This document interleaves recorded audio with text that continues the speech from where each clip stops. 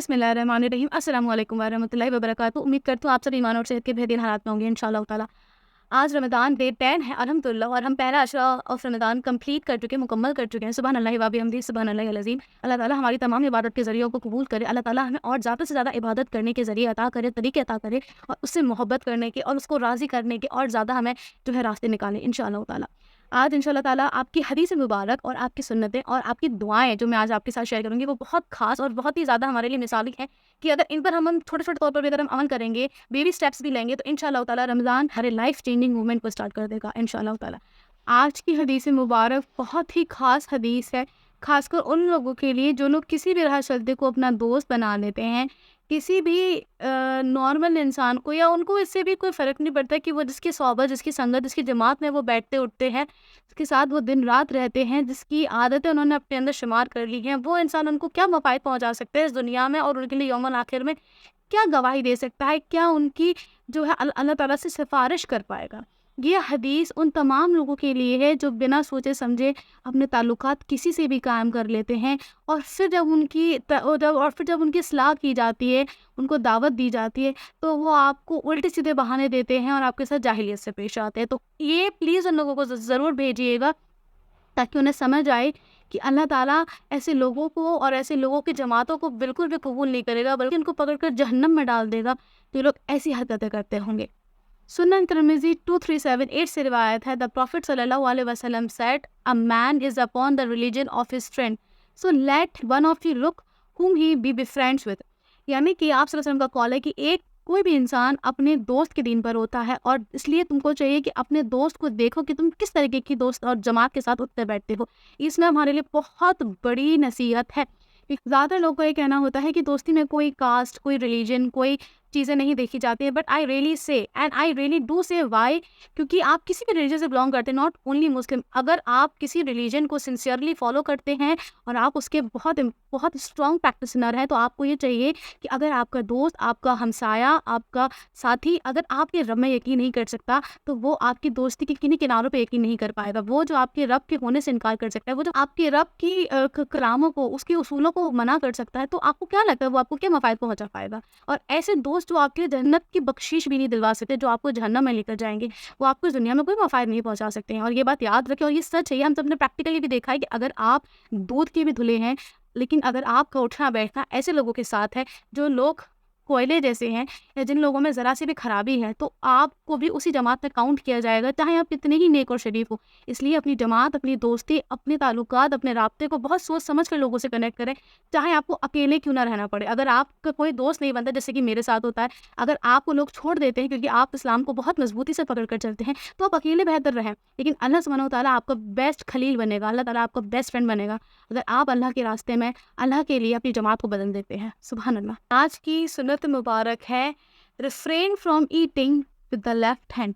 उल्टे हाथ से खाने से मना फरमाया। कई सारे जो लोग हैं जो लेफ्टी हैं, वो ये कहते हैं कि हम बॉन्ड में मेडिकल केसेस बहुत अलग तरीके से जाते हैं, लेकिन पॉसिबली आपको जितना हो सके आपको कुछ चीज़ों में रियायत करनी चाहिए, खाने पीने के मामले में, लिखने के मामले में, या अल्लाह ताला के नज़दीक जो चीज़ें हैं उनके मामले में आपको सीधे हाथ का ही इस्तेमाल करना। कि अल्लाह ने अपनी कुरान में साफ साफ फरमाया है कि खुशगवार होंगे वो लोग जिनको उनके सीधे हाथों में उनके अमलों की किताब दी जाएगी, और हाय पछता रहे होंगे, चीख रहे होंगे, तड़प रहे होंगे वो लोग जिनके उल्टे हाथ में उनके अमलों की किताब दी जाएगी। तो इसलिए अपने सीधे और उल्टे हाथ को बहुत ही सोच समझ कर इस्तेमाल करें।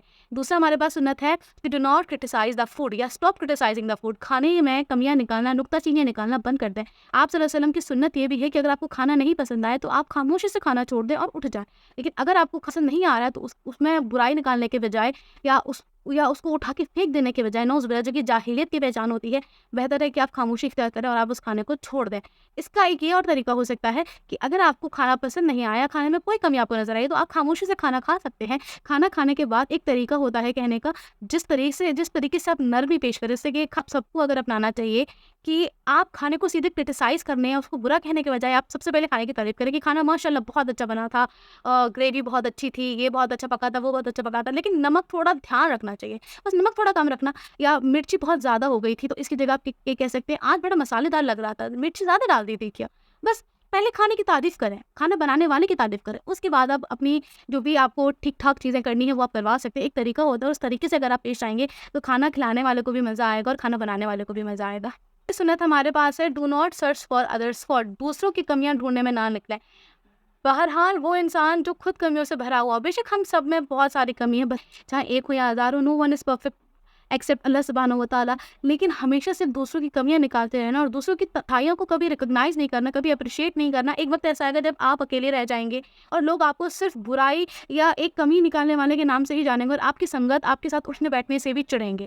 تو اس لیے دوسروں کی کمیاں نکالنا بند کر, کیونکہ یہ یاد رکھیں کہ آپ کی کمیاں پر صرف تب تک پردہ پڑا ہوا ہے جب تک اللہ چاہتا ہے, اور اگر اللہ تعالیٰ نے کسی دن وہ پردہ ہٹا دیا تو جو لوگ اگر آپ کے ساتھ اٹھتے بیٹھتے یا آپ کی شان بھی مانتے ہیں وہ آپ سے گھن کریں گے.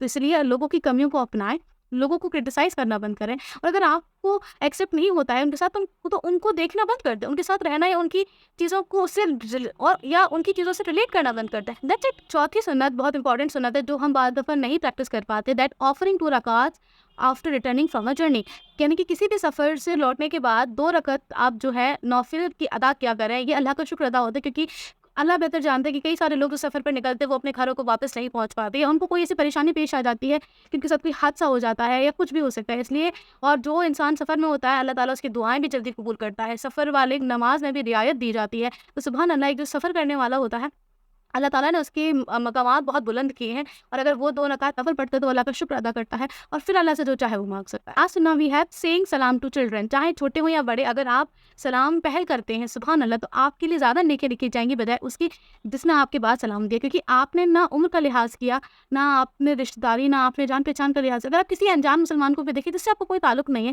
پر آپ پر یہ فرض ہے کہ آپ اس کو سلام کریں, تو سلام سے نیکیاں بھی ملیں گی, چاہے وہ آپ چھوٹے بچے سے کریں یا کسی بڑے بزرگ سے کریں. تو اس سلام کو عام کریں اور نیکیوں کو خاص کریں.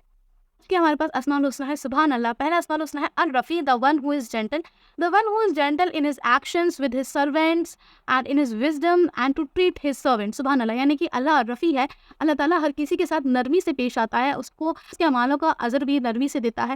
اللہ تعالیٰ ہر ایک انسان کے ساتھ نرمی سے پیش آنا بھی پسند کرتا ہے. اللہ تعالیٰ ہی ہے جو کئی لوگوں کو ابھی بھی ان کے گناہوں کی سزا اس دنیا میں نہیں دے رہا ہے, جو ان کو مہلت دے رہا ہے, تو یہ اللہ تعالیٰ کی نرمی ہے. اللہ تعالیٰ کو نرمی پسند ہے اور اللہ تعالیٰ نرمی کرنے والوں کو بھی پسند کرتا ہے. تو آپ کو بھی چاہیے کہ آپ اللہ کی مخلوقات کے ساتھ نرمی سے پیش آئیں اور اللہ تعالیٰ کے چہیدے بن جائیں. اور ہمارا دوسرا اسماء الحسنی ہے الرب, the one who nurture and our Lord. سبحان اللہ, the one who is the giver, the one who aids, یعنی کہ الرب کے معنی ہیں وہ جو ہمیں سب کچھ دیتا ہے, جو ہمارا رب ہے. رب یعنی کہ جو ہماری حفاظت کرتا ہے, جو ہمیں ہدایت دیتا ہے, جو ہمیں تکلیف سے نکالتا ہے, جو ہمیں بیماری میں سے شفا دیتا ہے, جو ہمیں مشکلوں میں آسانیاں پیدا کرتا ہے, جو ہمیں مشکلوں سے نکالتا ہے, جو ہمارے لیے ہماری آزمائش اور تکلیفوں کو ختم کر دیتا ہے یا گھٹا دیتا ہے, وہ جو ہمیں رزق پہنچاتا ہے. اللہ الرب ہے, یعنی کہ ہمارا رب جو ہمیں ہر طریقے سے ہماری ضروریاتوں کو ہمیں موجود کرواتا ہے, ہمیں مہیا کرواتا ہے, اور ساتھ میں الرفیع بھی ہے کہ وہ ہمارے ساتھ بہت نرمی سے پیش آتا ہے. سبحانہ تعالیٰ کا آخری اسماء الحسنی ہے الحیو, the ever living, nothing before him and nothing after him. اللہ سبحانہ تعالیٰ ہی ہمیشہ سے تھا, ہمیشہ سے ہے اور ہمیشہ سے رہے گا. جب کوئی بھی نہیں تھا اس دنیا میں تب اللہ سبحانہ تعالیٰ تھا. اللہ سبحانہ تعالیٰ نے اس دنیا کو پیدا کیا, اس سے پہلے وہ اپنے عرش پر جلوہ افروز ہوا, اس کے سبحانہ تعالیٰ نے اپنی قلم بنائی. اس کے بعد کی جو پوری تھیوری ہے وہ بہت ڈیپ ہے, اس کے لیے انشاءاللہ تعالیٰ کسی اور دن میں آپ کے ساتھ پوری ایلیبریشن لوں گی.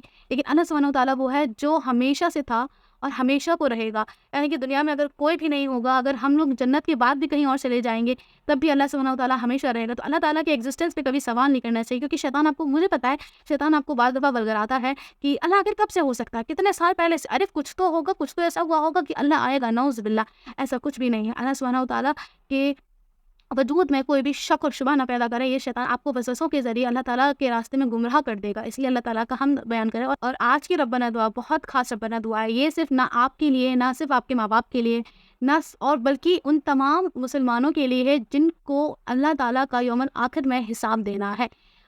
ربنا اغفر لی ولوالدین وللمؤمنین یوم یقوم الحساب. یا اللہ معاف کر مجھے, میرے ماں باپ کو اور ان تمام لوگوں کو, جو ان تمام مومنوں کو جو تجھ پر ایمان لائے ہیں. یا اللہ اس دن کے لیے معاف کر جس دن تو اپنے عذاب کا فیصلہ ہمیں سنائے گا۔ تو اللہ تعالیٰ سے اس دعا کو ضرور پڑھیں، مانگیں، اور یہ نہ صرف آپ کی بلکہ ایسے تمام ایمان والوں کی بخشش کرائے گا جو جنہیں آپ جانتے ہیں یا جنہیں آپ نہیں بھی جانتے ہیں۔ آپ پوری امت کے لیے دعا کر سکتے ہیں اس کے حوالے سے، اور پھر اس کا اجر اور ان مسلمانوں سے ملاقات آپ کی یوم آخر کو ہوگی۔ تو دعاؤں میں مجھے بھی یاد رکھیں اور ان نیکیوں کو عام کریں۔ جزاک اللہ خیرا کثیرا۔ السلام علیکم ورحمۃ اللہ وبرکاتہ۔ فی امان اللہ۔